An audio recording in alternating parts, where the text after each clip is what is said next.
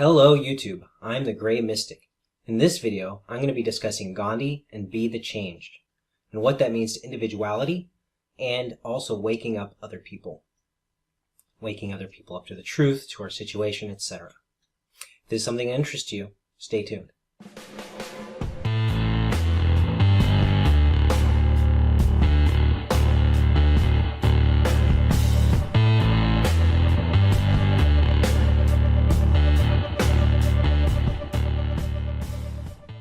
Gandhi's most famous quote, what he's known for the most, besides overthrowing Great Britain in the colonialization, is the quote, "Be the change you wish to see in the world." What does that mean? What is being the change? Well, at least from our perspective, and I think this is actually what he meant as well, being the change means that you have to change who you are before you can start making a change to everybody around you. You're not going to be effective just because you go out into the world and try to make changes in the world. That's just compassion without any awareness. You need some awareness within your compassion. Your actions can be detrimental. They can be damaging. They can hurt the world because you yourself have not made enough changes to who you are to actually make a difference. What happens when we start to change ourselves, we start to transform ourselves, is we become more emotionally aware, intellectually aware, physically aware, because we're working on ourselves. We're making changes to our root perceptions. We're going into the root causes. And the more we go into our root causes, the more we can actually change the effects in our life. Once we have rooted out all of the imperfections in our lines of thinking, we've gone through the assumptions, how they play out logically, and how the logical conclusions, and we've traced them through. We've projected out what will end up happening if we go in that direction. And then we go back and we make changes to our assumptions so that we can then follow those conclusions again and see where they'll go. So we're continually refining our thinking process. No, we're not acting right away. We're not out there trying to make a difference, per se, in a dramatic, actionable way, because we're still working on ourselves. And while some people might think that is cowardly, because you should be acting, what it actually is it's extremely brave, because you're going to be more effective. You're going to be more, when you finally do act, when it is finally time to act, then you are going to make a difference in a very tangible, plausible way.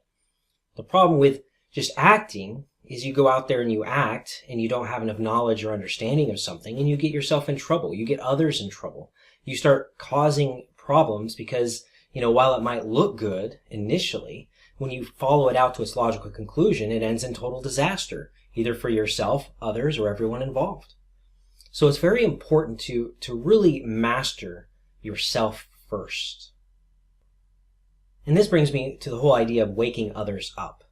How it's our goal, or how a lot of people have that goal of, well, we need to wake up enough people so that we can hit critical mass and so that the world can change.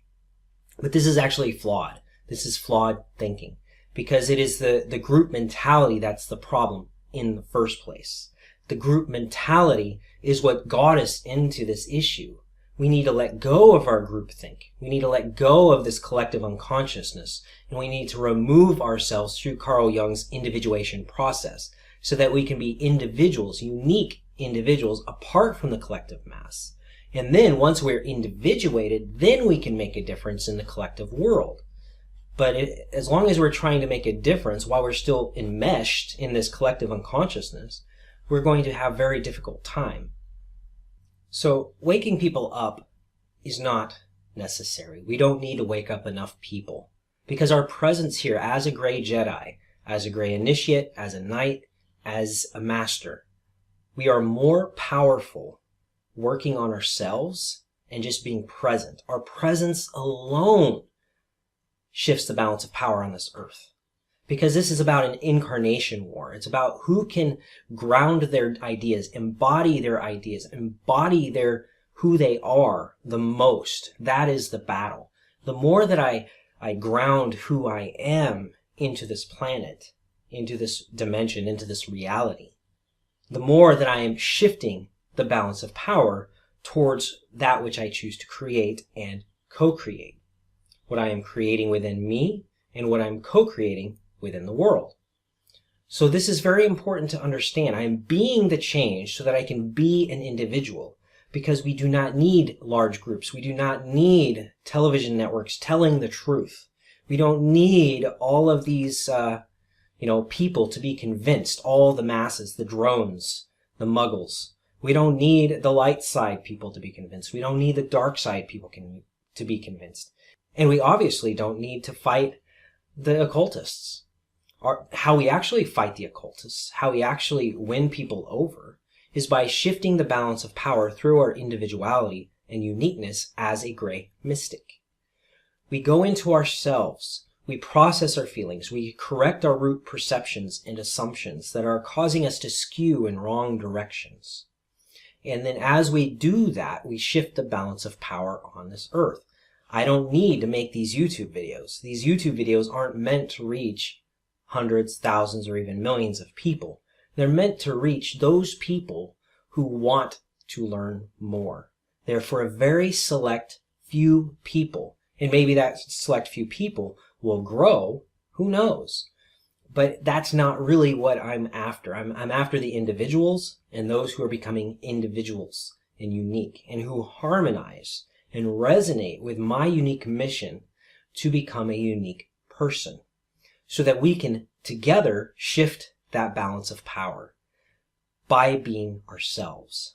I don't have to wake people up. I don't have to say 9/11 was an inside job. I don't have to get people to see that this presidential candidate or that president or this congressman or this world leader is in on the game.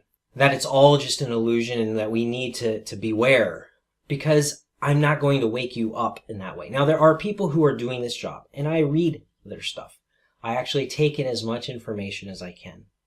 But I'm not taking in this information just so that I can convince others, because I have so much information in this noggin right now, so much knowledge, whether it's self-knowledge or external knowledge. But all of that is there. Everything that I'm learning is there to help me transform, to look at my feelings, to look at my emotional instabilities, my susceptibility, so that I can correct those root perceptions and then have a different outcome in my actions. So it's very important to take in information. It's very important to read things. It's very important to see what's really going on out there. And I'm very grateful for all the different people doing their part in trying to wake people up. But it's really not about getting a group of people that know enough. It's about individuals coming down and grounding who they are so that they can shift the balance of power by being the change. But being the change does not come from just getting information. Okay, if I know that the whole system's corrupt, that doesn't return causality to me. That doesn't return power. I don't, but my vote counts. It doesn't. Your vote doesn't count. What counts is how you feel about this information and how you process this information so that you can then act upon it in a way that is beneficial and not detrimental in the long term. I'm going to be making a video which actually goes into this about why it's so important to look at our root assumptions and follow them to their logical conclusions, and how disastrous it can be. In fact, that'll be my very next video. I'm the Gray Mystic. If you enjoyed this video, please click like, and if you haven't already, please subscribe. Have a wonderful day. Be well.